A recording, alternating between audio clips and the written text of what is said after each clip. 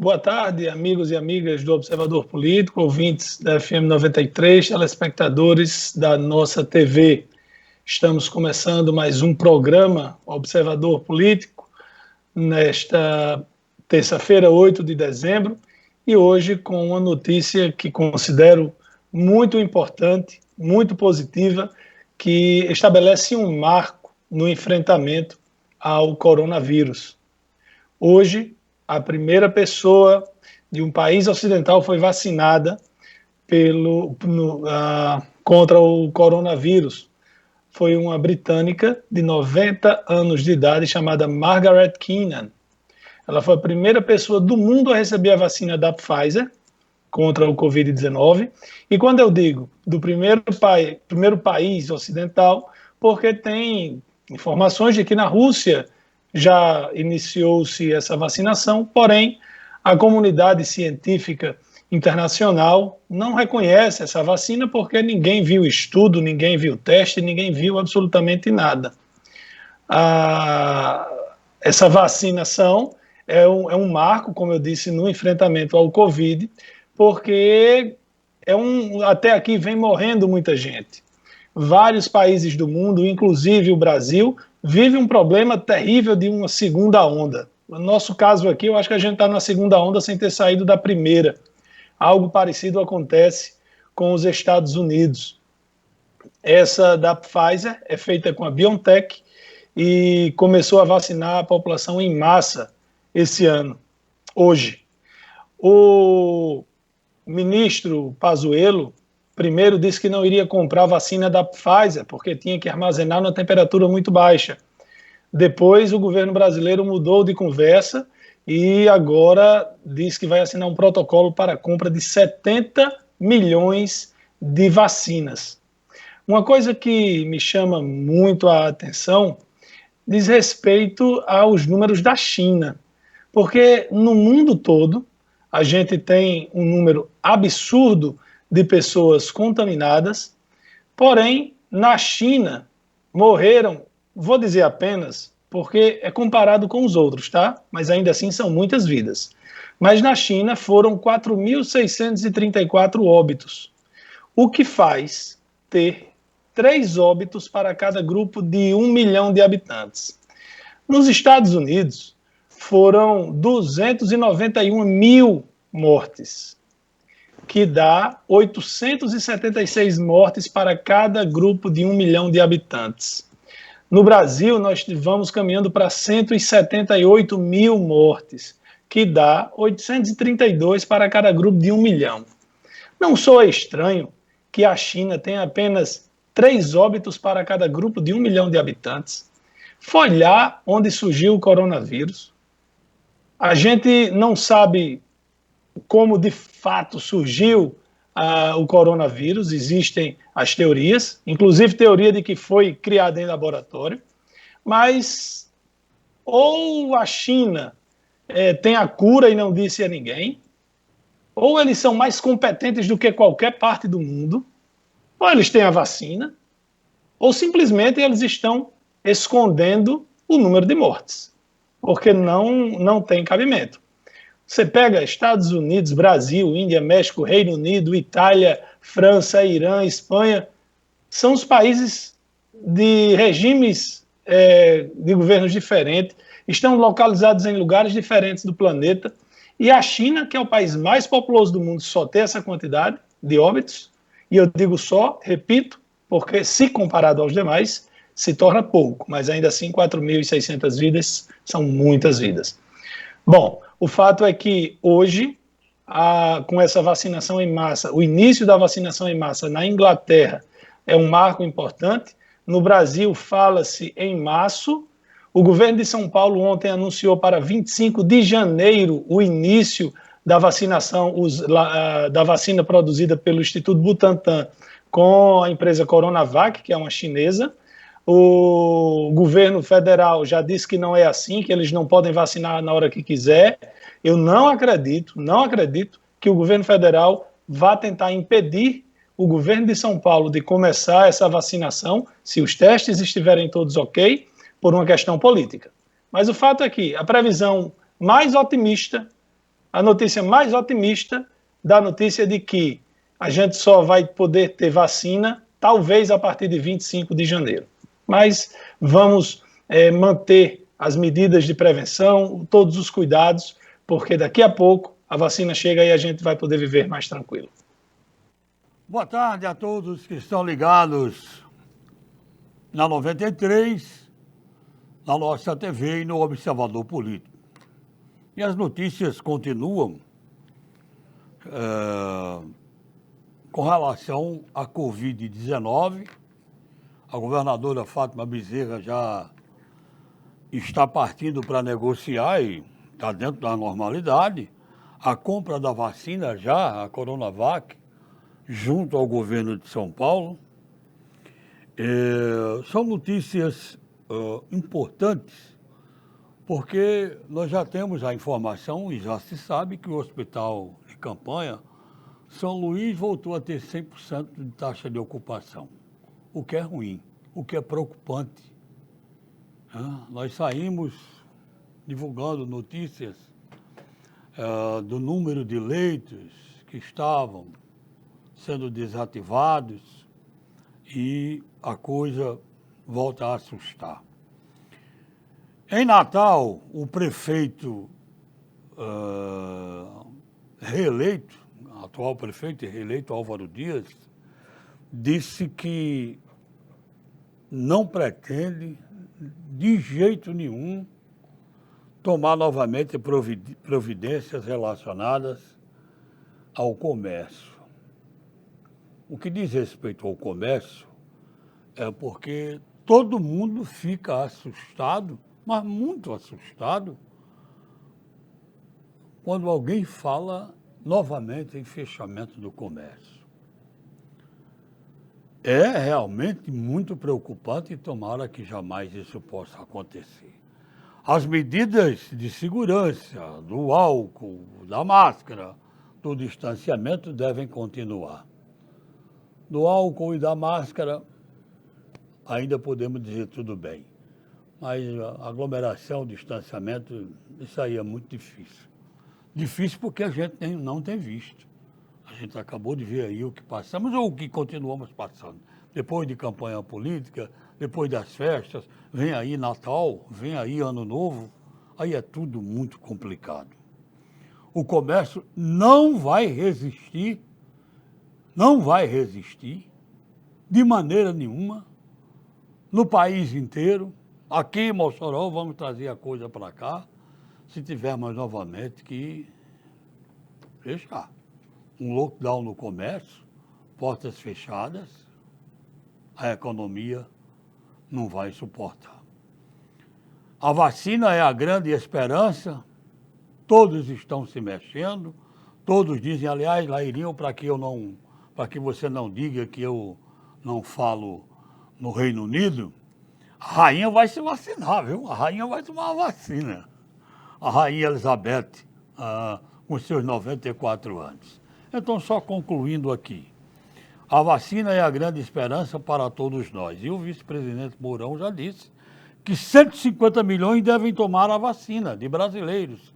A expectativa de dezembro, do início do mês, era que seriam entre 109 e 110 milhões. Agora o vice-presidente Hamilton Mourão já fala em 150 milhões, que será a metade da população. Remédio, um país de 300 milhões de habitantes, a metade nessa primeira etapa vai tomar a vacina, compreendendo principalmente idosos, pessoal da área de saúde e por aí vai.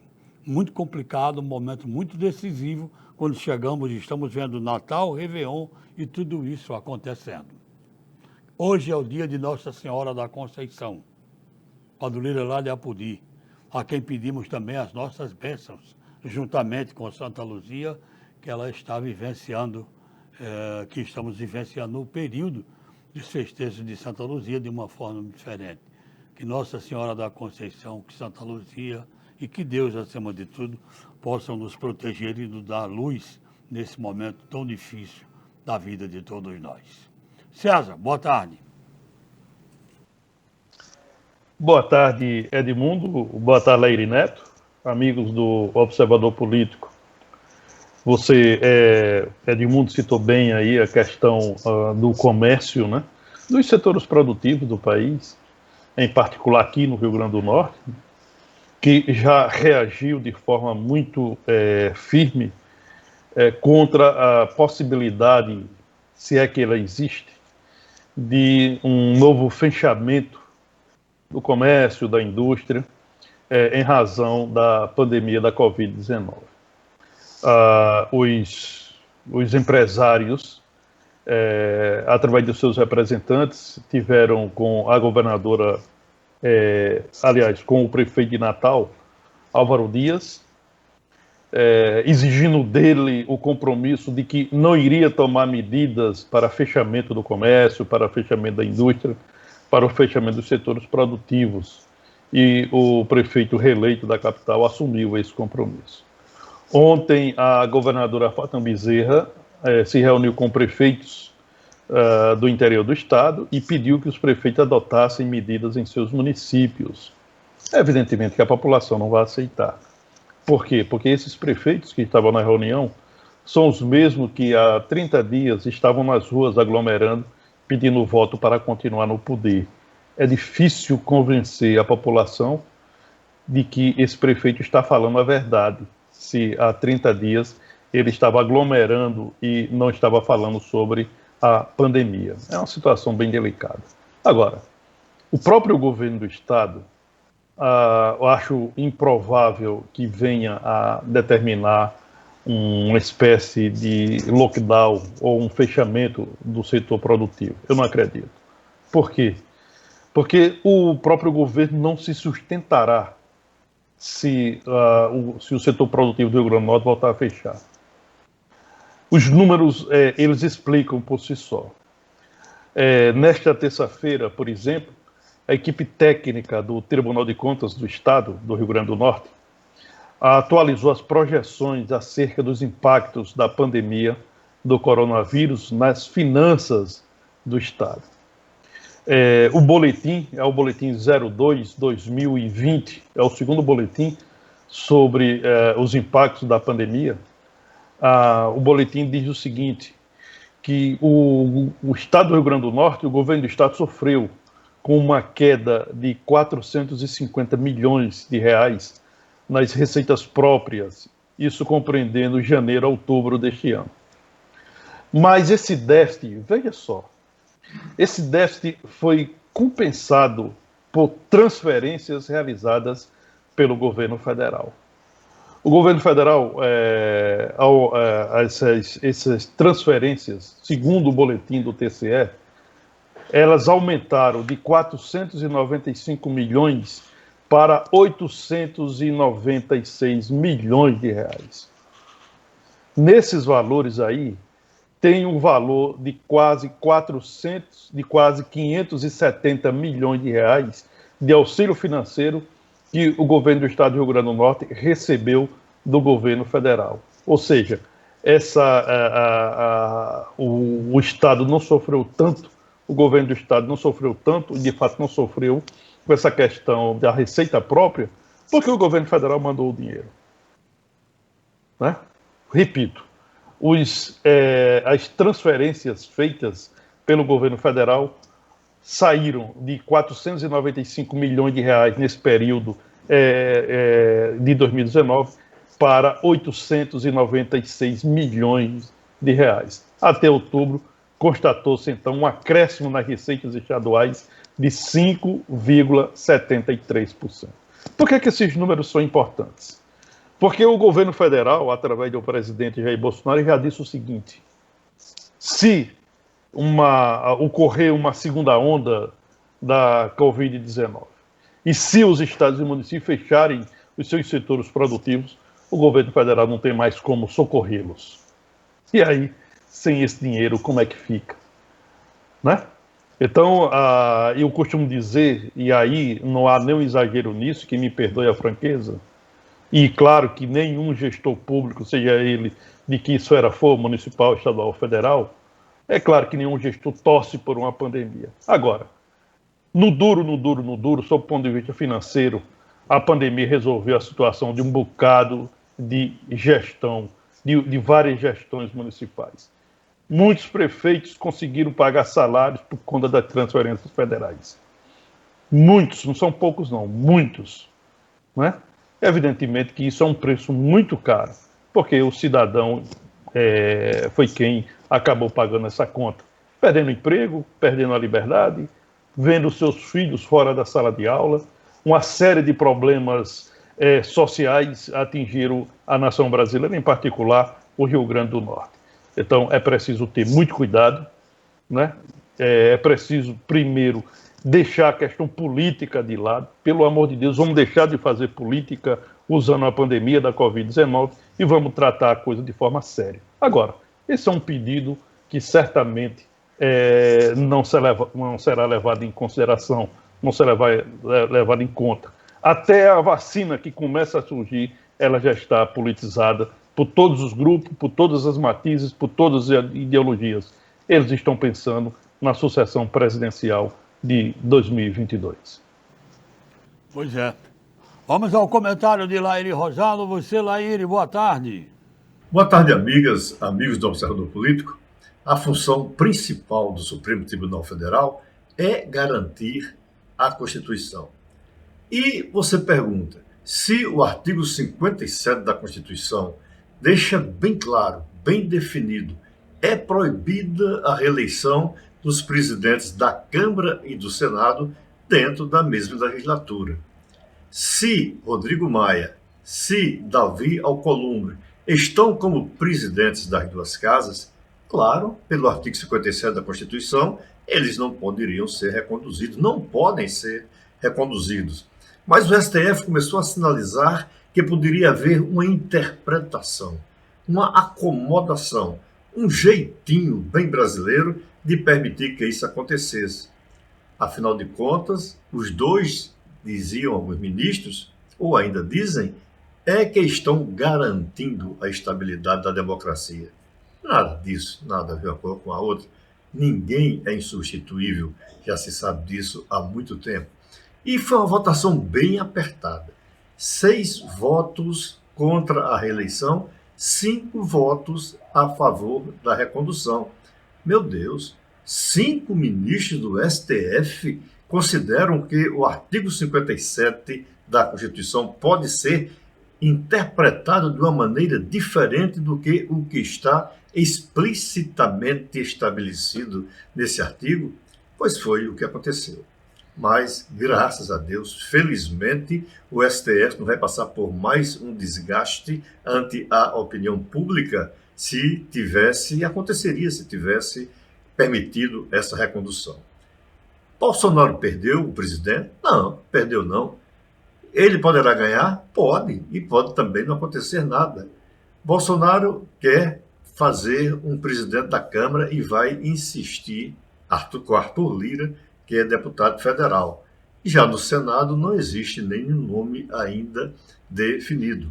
Mas, de qualquer forma, o que se sabe na Câmara é que o Centrão deverá definir o futuro presidente.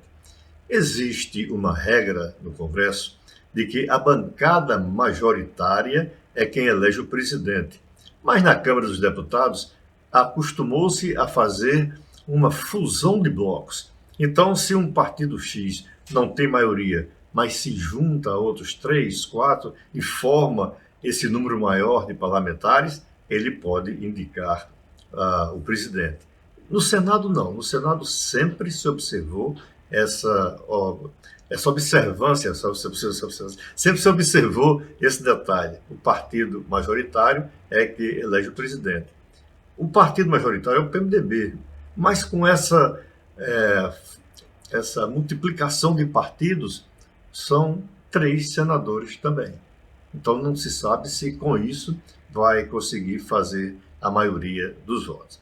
De qualquer forma, o jogo foi decidido corretamente, 6-5, bem apertado, mas os atuais presidentes não poderão ser reconduzidos aos seus cargos, conforme estabelece a Constituição Federal. Obrigado a todos pela audiência, um abraço e até amanhã, se Deus quiser.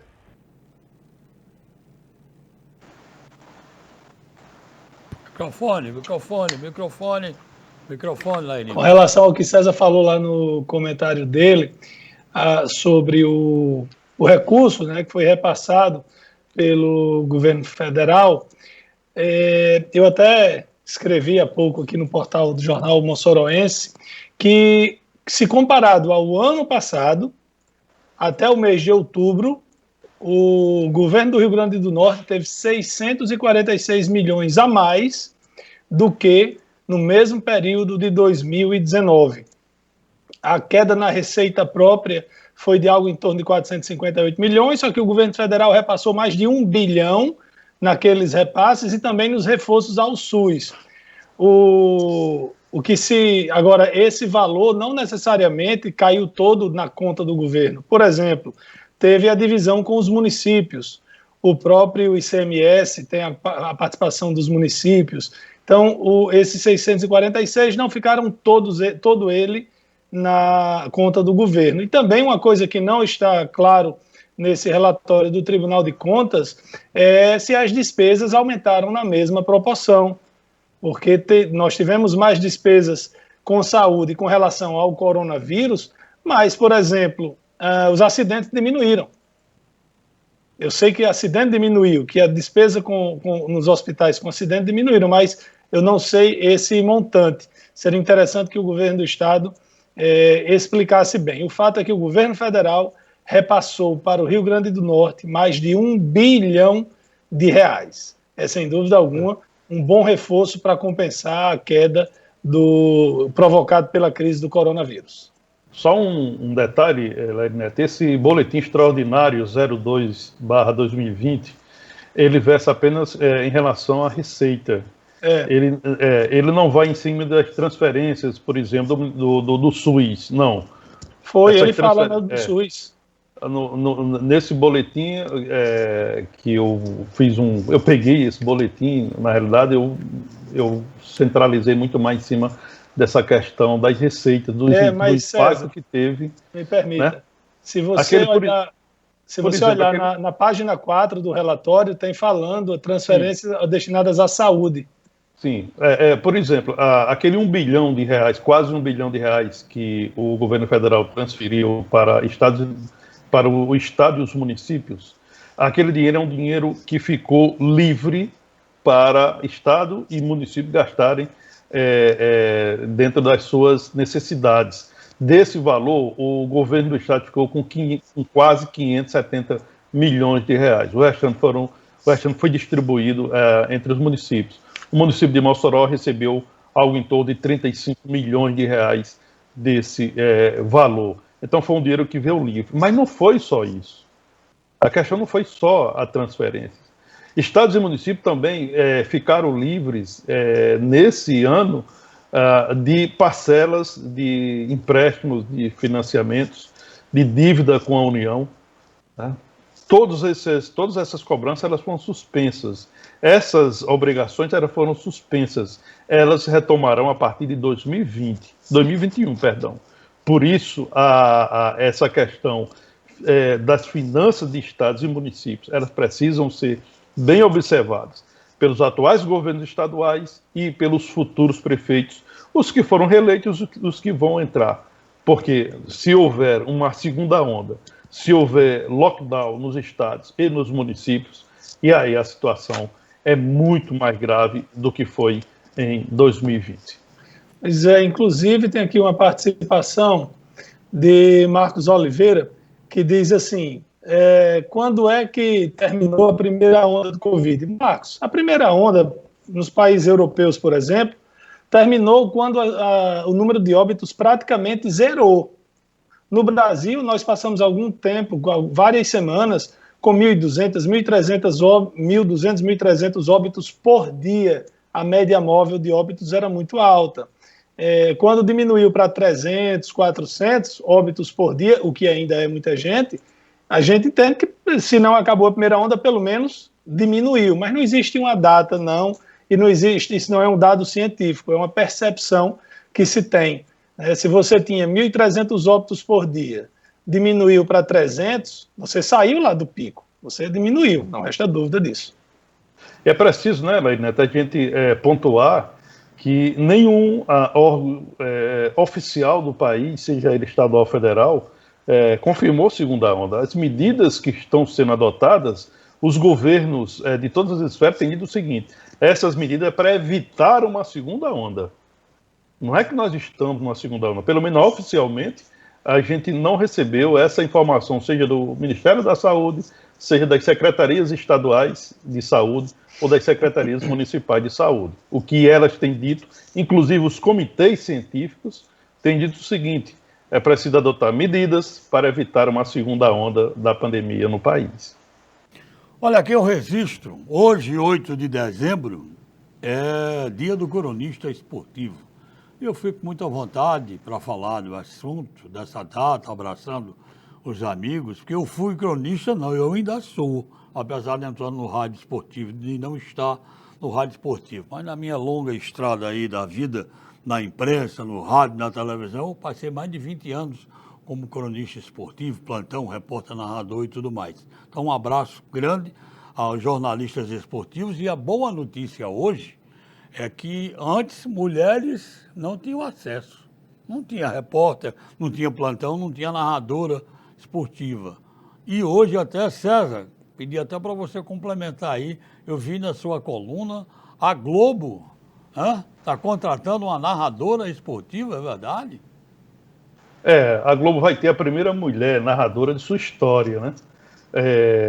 Mas quem acompanha, quem gosta de futebol, né, sabe que essa narradora, Renata Silveira, né, que contratada pela Globo, ela já vem atuando, ela começou no rádio, ela narrou jogos da Copa do Mundo de 2014, narrou jogos da Copa do Mundo de 2018, isso já na televisão, nos canais Fox e ESPN, e agora a Globo contrata Renata Silveira. Renata Silveira faz sucesso nos canais Fox e ESPN. Agora vai emprestar a sua voz e o seu talento, a sua competência, à equipe de narradores da Rede Globo de televisão. Lairinho, o Raimundo Lucas. Raimundo Lucas está perguntando para você se Raimundo a divisão... Lucas é o galego do Jucuri? Mas não é o galego do Jucuri, não. Por coincidência é outro. Esse aí é do Planalto 13 de Maio. Ele pergunta para você, eu até vi César colocar aqui, a lei de diretrizes orçamentárias, César fala aqui, informa sobre 53% de saúde e educação. Ele diz, você está bem distribuída a lei orçamentária, o valor para cada secretaria? Na verdade, eu não li a lei de diretrizes orçamentárias. Historicamente, mas a saúde gasta perto de 40% do orçamento, a educação gasta mais 20%, o social perto de 20%. São as pastas que dominam o orçamento, que mais custam ao orçamento. Mas lembrando também, Edmundo César e Raimundo Lucas, o nosso orçamento no país é uma peça de estimativas. Eu costumo dizer que é uma peça de ficção, porque ao longo do ano, o prefeito, a prefeita, o governador, a governadora, o presidente da República pode alterar. Em Mossoró, se eu não me engano, é 20% que o prefeito vai poder mudar recurso, tirar de uma rubrica para outra sem pedir sequer autorização do legislativo. Então, e também o que tiver de superávit, ele também pode usar da forma que quiser. Mas, historicamente, aqui em Mossoró, pelo menos, fica mais ou menos nisso. Saúde, 40%, educação, perto de 20%. Deixa eu só fazer uma correção aqui, não é Raimundo Lucas, perdão, é Raimundo Ducas. É um nome mais diferente. Sim, Raimundo Ducas. Tá, César, você um abraço para Raimundo Ducas. Raimundo Ducas, olha, lá no Planalto. Né, César, você pode comentar então a não. respeito, né? Você colocou aí em sua coluna sobre essa divisão da lei orçamentária? Sim. A Câmara, na realidade, ela está aprovando agora. Não sei se já concluiu, né? Estava prevista que o plenário iria realizar hoje 4 sessões, né? Exatamente para cumprir o regimento interno da Casa e para aprovar o orçamento de 2021 em 2 turnos. Esse orçamento, em números redondos, ele tem uma previsão de 689 milhões de reais. Só um detalhe, César, me perdoe lhe interromper. Eu falei LDO, Edmundo falou LDO, mas na verdade é a LOA. A LDO é lá no começo do ano, que tem as diretrizes, as rubricas. Exatamente. Agora é a Lei Orçamentária Anual. Exatamente, a LOA 2021, que está sendo votada na Câmara. A gente não está acompanhando a sessão, mas seria uma votação tranquila e que essa proposta seria aprovada com valor de 689 milhões para o orçamento 2021. Desse total, 53% divididos em educação e saúde. Educação ficaria, isso daria o quê? 365 milhões de reais. Educação ficaria com 304 milhões, saúde, perdão, com 204 milhões, quase 205 milhões, e a educação 160 milhões de reais. A terceira secretaria com o melhor orçamento é a de infraestrutura e urbanismo, né? A previsão é de um orçamento de 71,225 milhões de reais. Se a gente leva em conta a importância dessa secretaria, a de infraestrutura e urbanismo, que é a secretaria que desenvolve os projetos, que elabora os projetos e que realiza as obras estruturantes da cidade, 71,225 milhões de reais é muito pouco para uma cidade do porte do Mossoró e dos problemas que a cidade enfrenta, né? Seria interessante ter muito mais. Mas já faz algum tempo que o município de Mossoró não tem poder de investimento. O poder de investimento do município de Mossoró é muito pouco, por tudo que a gente sabe, né? Houve queda de receita, crise na economia mundial na última década, a folha de pessoal cresceu muito, né? De sorte, Mossoró ainda consegue controlar essa situação, tendo a despesa com pessoal abaixo do limite prudencial da Lei de Responsabilidade Fiscal. Mas é bem lá no limite mesmo. Então, a folha de servidor consome muito a receita própria do município e o município acaba ficando sem poder de investimento. Por isso que o gestor tem que ter a capacidade, tem que ter a competência para deixar a saúde fiscal em dia, as finanças em dias, para que possa ir buscar recursos de outros organismos públicos ou bancários.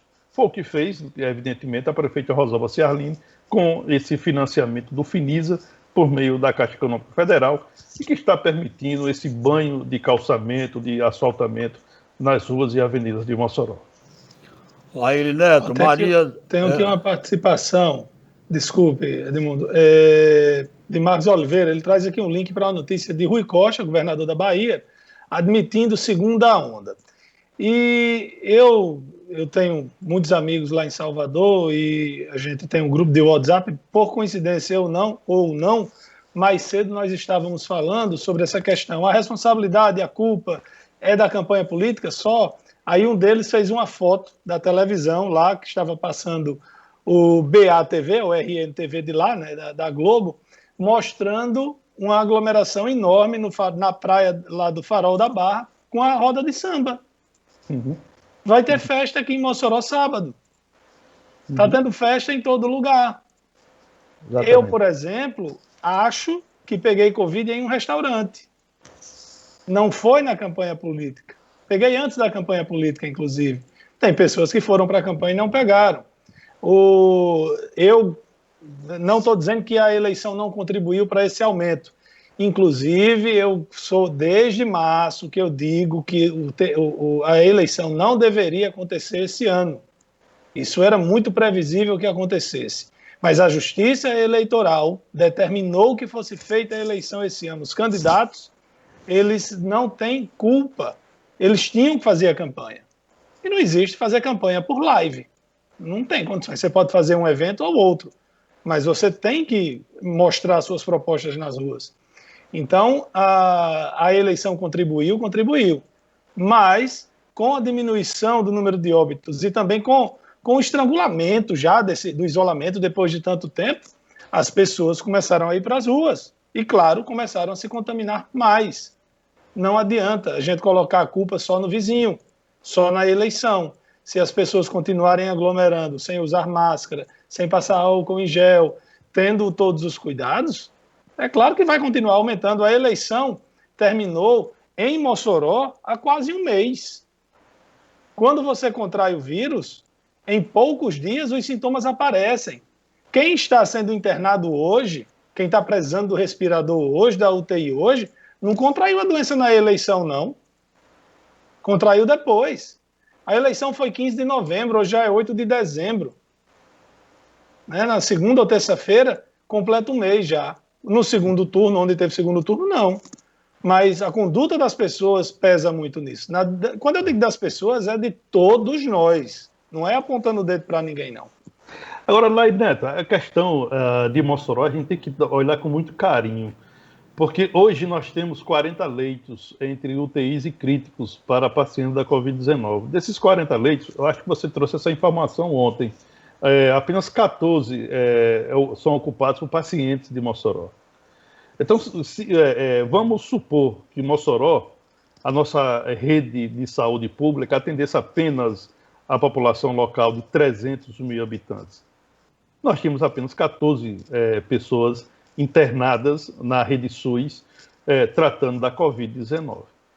Essa superlotação é porque Mossoró converge para cá pacientes de 64 municípios da região.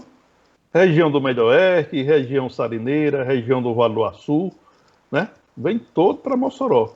Então, essa superlotação, é preciso a gente pontuar isso na hora que a gente diz a rede pública de Mossoró está superlotada. Está por pacientes locais, minoria, e por maioria de pacientes de outros municípios. Exatamente sobre esse assunto, Lairinho, que eu ia perguntar para você quando você falava, e César complementou aí, mas ainda vale talvez seu comentário. É que Maria da Conceição, do Alto da Conceição, pergunta para você se é confiável essa informação de 100% novamente de hospital ocupado em Mossoró, no caso do São Luís.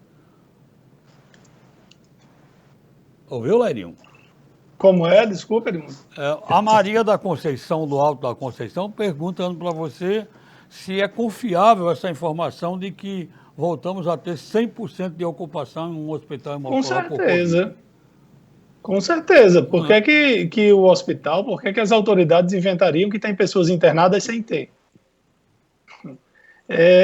Isso está acontecendo no país inteiro. Salvador, Rio de Janeiro, Fortaleza, Natal. Os hospitais estão todos lotados.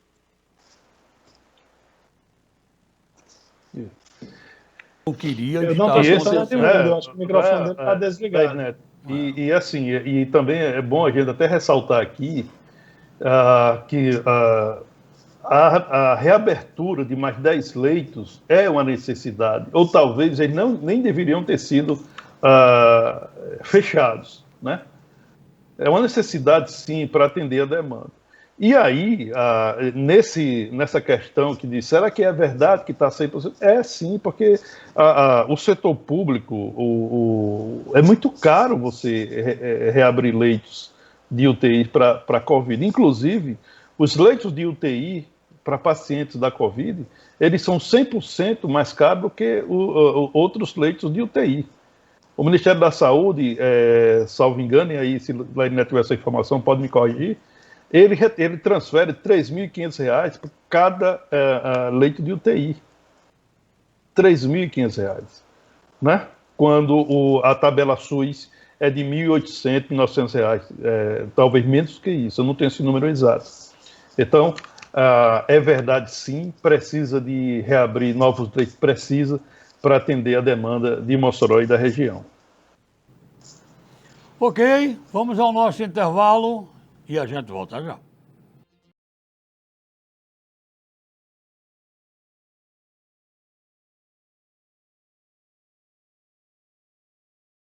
Você pode ajudar o Hospital Infantil Varela Santiago comprando Natal Carp e cedendo o direito de resgate. Faça parte e ajude a cuidar das crianças do Rio Grande do Norte.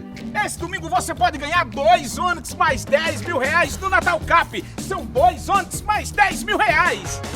E mais, no primeiro, no segundo e no terceiro sorteio, 5 mil reais em cada. 2 Onix mais 10 mil reais no quarto sorteio. E ainda 30 giros da sorte de R$ 1.000 cada e um giro extra de 5 mil reais. Quer ganhar? Compre já! Realize no Cassim os testes para Covid-19, sorologia IgG, IgM por quimioluminescência e RT-PCR por SWAB.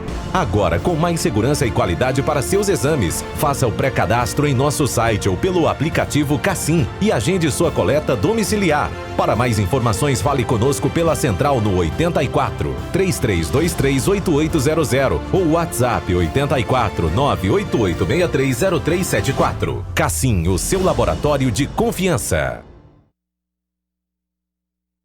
Ei, meu povo, quer cuidar do teu sorriso com qualidade de verdade e pagar um preço justo por isso? Aqui no Odonto Center você pode. Nem vem de ir pro outro canto. Só a maior rede de clínicas odontológicas do Nordeste pode fazer o melhor pela sua saúde bucal. Aqui você monta seu aparelho na hora, transforma o seu sorriso com os profissionais mais qualificados do mercado. Nessa, eu confio. Faça agora a sua avaliação e cuide do seu sorriso no Odonto Center. Vem pro Odonto Center, a clínica do povo potiguar. A BrisaNet é o provedor com maior cota de mercado na somatória dos estados do Ceará, Paraíba, Pernambuco e Rio Grande do Norte. São mais de 70 cidades nordestinas em que a BrisaNet lidera com vantagem. Sabe o que isso significa? Que lideramos a cota de mercado em mais de 90% das cidades onde atuamos. Essa é uma conquista nossa e de todos vocês clientes que confiam em nosso trabalho. Venha para a empresa de internet que mais cresce no Nordeste. Assine pelo 0800 281 3017 ou em brisanet.com.br. BrisaNet, levando o mundo até você. SAMU 192, boa tarde. Oi, o que aconteceu na cidade aqui na rua? Tem gente ferida. O 192 do SAMU não é para brincadeira. Uma ligação falsa atrapalha nosso trabalho e pode custar a vida de outras pessoas. Não passe trote nem congestione a linha. Só chame o SAMU em caso de emergência mesmo. Fale com seus amigos e o pessoal de casa sobre o uso correto do 192 e seja um defensor da vida junto com o SAMU. A TCM Telecom chegou à vida adulta. São 18 anos oferecendo conexão de internet e TV de qualidade para você manter-se sempre conectado. Comemore conosco com uma super promoção. Feche o seu pacote e pague apenas R$18 no primeiro mês de consumo. Demais, não é? Essa é apenas uma das inúmeras vantagens que você pode ter sendo assinante TCM. Entre em contato e assine já. TCM Telecom, sempre à frente com você. 84-3315-0710.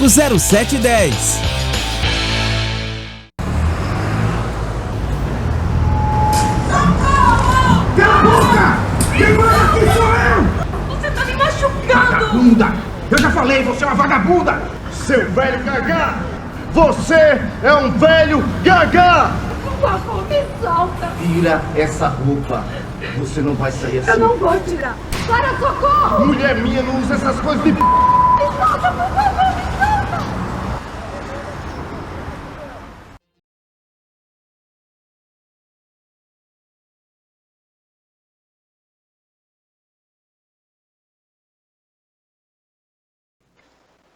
Estamos de volta com o Observador Político pela nossa TV e pela Rádio FM 93. O Ministério da Educação mudou de 4 de janeiro para 1º de março o início das aulas presenciais nas instituições federais de ensino superior. A nova data ela foi definida em portaria, que está publicada na edição extra do Diário Oficial da União de ontem. Só hoje essa notícia ganhou força, ganhou repercussão. O documento recomenda que, para a realização das aulas presenciais, as instituições deverão observar os protocolos de biossegurança para o enfrentamento da pandemia da Covid-19. A portaria anterior, aquela que foi publicada, acho que dia 2 de dezembro, foi exatamente isso, no dia 2 de dezembro, e que determinava a retomada das aulas em janeiro, ela provocou uma polêmica, né?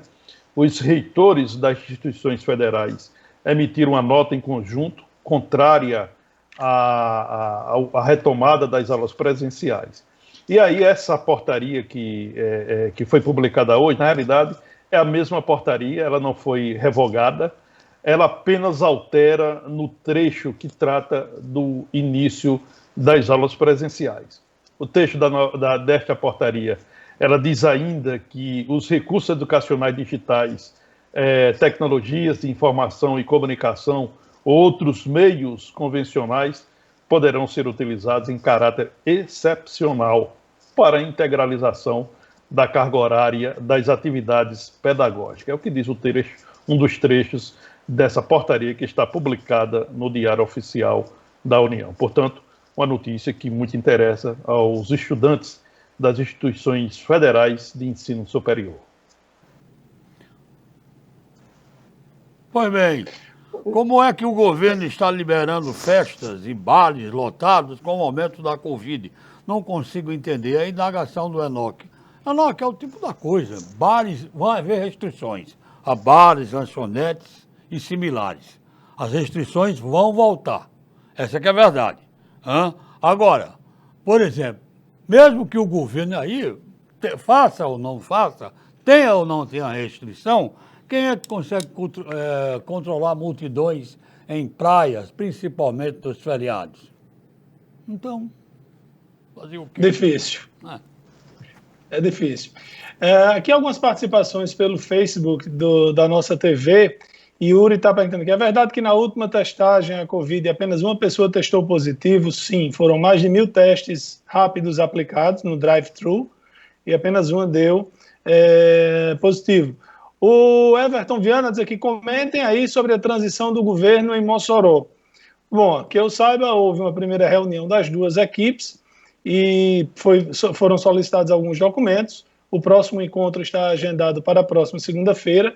A equipe de transição está fazendo algumas visitas às secretarias para conhecer a estrutura, para visitar. E eu sei que lá na Secretaria de Desenvolvimento Econômico tem uma sala disponibilizada para trabalharem lá, mas pouco tem ido à sala que foi disponibilizada para eles. Não devem, ou estão se reunindo em outro lugar, ou estão esperando essa reunião do dia 14. Uma coisa que eu estou achando que está demorando é o anúncio do secretariado. A única coisa que eu tenho informação assim, de que é uma coisa confirmada, porém, extraoficialmente, é a indicação de Breno Queiroga, que foi prefeito, se eu não me engano, de Olho d'Água, que foi candidato a governador do estado. Aqui em Mossoró ele teve mais votos do que Robson Faria na eleição passada, e agora foi candidato a vice de Kelps Lima lá em Natal. E Breno seria indicado para a Secretaria de Infraestrutura, para cuidar das obras da cidade como um todo, mas principalmente do dinheiro do Finisa. Chegando a informação aqui para a gente, abraçando aqui a Zeneide na ilha de Santa Luzia, informação que foi divulgada agora há pouco, segundo a minha fonte aqui, no RNTV, da InterTV, que não só o Hospital São Luís, mas também o Tarcísio Maia está com 100% de ocupação nos leitos, o que é muito preocupante, muito, demais. Essa informação está no Jornal de Fato de hoje. Esses leitos eles estão 100% ocupados depois de 4 meses. Havia 4 meses que nós não tínhamos 100% de ocupação na rede SUS de Mossoró. Nós iniciamos a semana, esses leitos estão ocupados desde ontem, conforme essa reportagem que está no Jornal de Fato de hoje. Pois é, mandar aqui um abraço para... Cadê a página, meu Deus? Do Facebook, Raimundo Silvério, Rita Carvalho, que também estão acompanhando aqui o programa pelo Facebook, Maicon Góes e Júnior Paiva. Boa tarde para vocês. A gente falou há pouco tempo sobre a questão do orçamento, né? Para vocês terem ideia, o orçamento total, como o César já adiantou aí, 689 milhões, dos quais o Fundo Municipal de Saúde vai ter 205 milhões, a educação 160 milhões. Esse orçamento também destina 20 milhões e meio para a Câmara Municipal, mais 1 milhão para a Fundação Aldenor Nogueira. E você vai ter, como eu disse lá atrás, a Secretaria de Desenvolvimento Econômico, Trabalho e Turismo, por exemplo, tem programado 6.280 mil reais. 6.280 contra 205 da saúde, 160 da educação. eu não tô vendo aqui. Está aqui na outra página.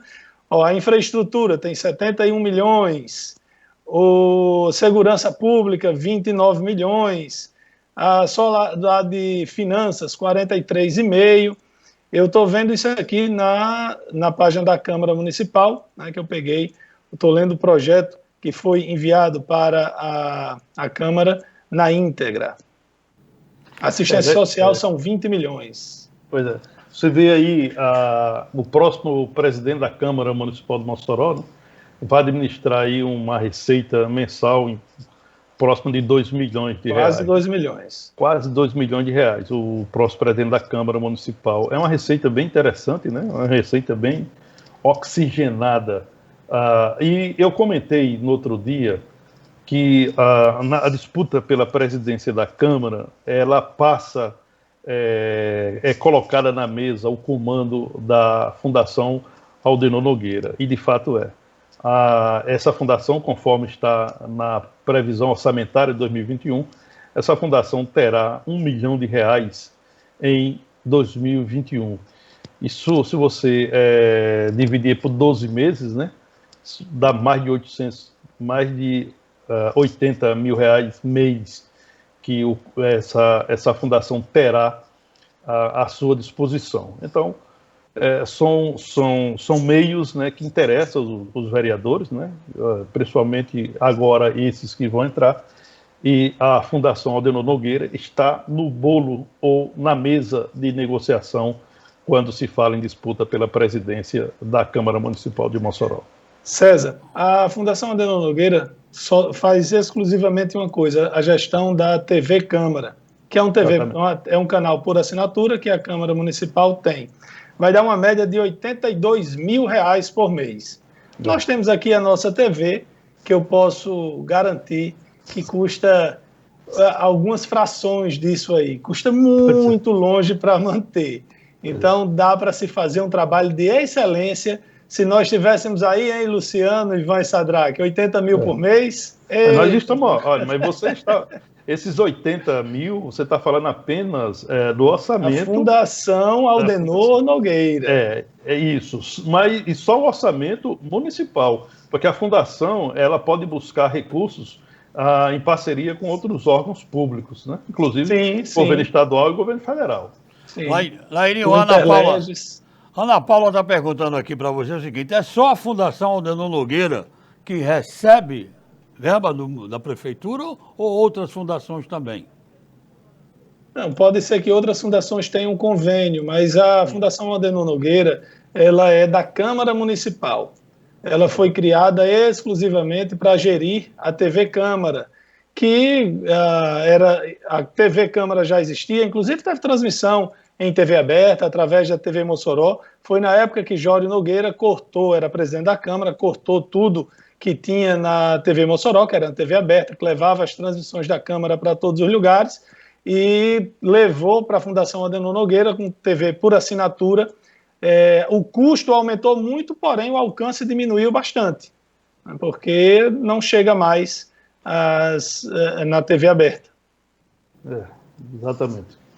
Olha, aqui bem no finalzinho do programa, nós já estamos caminhando para a reta final, uma notícia que certamente vai ainda render bastante, né? É que hoje o ministro-chefe da Casa Civil, Walter Souza Braga Neto, oficializou a nomeação do professor universitário e pastor evangélico Tarsos Licurgo para o cargo de diretor do Departamento de Patrimônio Imaterial do Instituto do Patrimônio Histórico, Artístico e Cultural do país. Licurgo irá substituir um especialista na área, o Hermano Queiroz, cuja exoneração também foi publicada no Diário Oficial desta terça-feira. Olha, por que essa notícia nos interessa aqui? Porque o pastor Licurgo, ele é potiguar, ele é do Rio Grande do Norte e mantém uma congregação, comanda uma congregação, é presidente de uma congregação em Natal, o Ministério da Defesa da Fé, igreja que tem sede, como já disse, na capital do estado. E ele se apresenta a essa igreja, né, e diz que tem como missão apresentar de maneira científica, histórica e filosófica razões para seguir Jesus Cristo. Há uma reação muito forte em relação a essa nomeação, porque sai um especialista e entra um nome do colete do presidente Jair Bolsonaro. Bom, eu também quero registrar que hoje completam 1000 dias desde o assassinato da vereadora Marielle Franco. Marielle, vereadora militante negra, homossexual, foi morta os acusados são Rony Lessa e Elcio de Queiroz, mas o Ministério Público ainda não conseguiu apontar quem mandou matar Marielle ou por que mandou. E, pasmem, um dos principais empecilhos para isso é que o Google, a empresa Google, não quer compartilhar os dados de localização dos dispositivos que estavam sob posse dos supostos assassinos, das pessoas que são acusadas por esse assassinato. E o Ministério Público do Rio de Janeiro reclama muito. O fato é que são 1000 dias desde o assassinato de Marielle Franco, que comoveu pessoas não só no Brasil, inclusive tem uma rua em Paris batizada com o nome de Marielle Franco, só para citar um exemplo fora do país, que, ao que parece, ao que tudo indica, foi morta pela sua atuação política. Ela não foi morta por crime passional, não foi morta por disputa de boca de fumo, ela foi morta pela atuação política dela. Ao que tudo indica, a milícia, ou seja, que é formada em geral por antigos policiais e até por atuais, que tomou o lugar dos traficantes em muitos pontos do Brasil, que a milícia matou Marielle por causa da atuação política dela lá.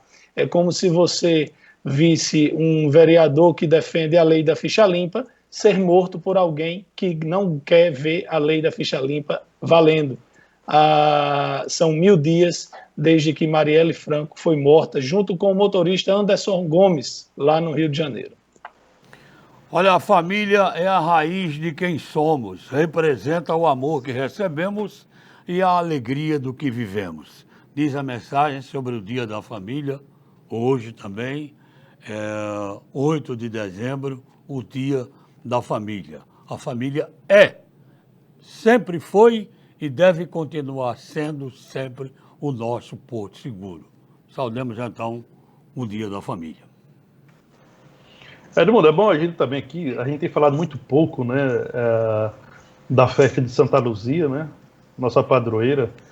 Eu considero, e eu acho que o caminho está correto, trata-se do maior evento, da maior festa religiosa do Rio Grande do Norte, a festa de Santa Luzia, que nesse ano foi afetada pela pandemia da Covid-19, né? Alguns pontos importantes não serão realizados, como a tradicional procissão do dia 13, outros pontos da programação social também ficaram de fora da programação, como o Oratório de Santa Luzia, o funcionamento de barracas, shows artísticos, apresentações de cantores e cantores da terra, enfim. Mas a festa segue, né? E a programação religiosa reserva hoje, no seu novenário, uma pregação do padre Gilmar Nascimento da Silva. Ele vai abordar o tema Trabalhai pelo alimento que não perece. A novena ela começa às 19 horas, a igreja está com limitação de espaços, mas a novena é transmitida por canais no YouTube da paróquia, da Catedral de Santa Luzia, da Diocese de Santa Luzia e também de emissora de rádio ligado à Diocese. Ok, está na hora do feijão. Vamos lá. Feliz de quem vai comer um feijãozinho com arroz. Eu vou ficar só na salada. Porque já chutei o balde hoje de manhã e comi doce de leite. Minha gente, obrigado a todos pela audiência. Tenham todos uma boa tarde. Amanhã eu não estarei no Observador Político, porém, quinta-feira estarei de volta. Mas vocês estarão aí com o César e com o Edmundo. Então, até amanhã em mais um Observador Político, se Deus quiser. Diante de um debate em torno de uma vacina que serve para salvar vidas, e aí não há um entendimento, tem certos e tem errados, eu vou com a sabedoria popular. Algumas vezes o melhor jeito é de convencer alguém que está errado é deixá-lo seguir o caminho. Uma boa tarde a todos e até amanhã. Quando eu encerro o programa aqui, digo, fique ligado na nossa TV que vem aí Zé Antônio com Rota 190. Aí reclamaram. A gente pensa que Zé Antônio vai também falar na rádio, vai estar com o programa na rádio. Não, o Rota 190 é na TV.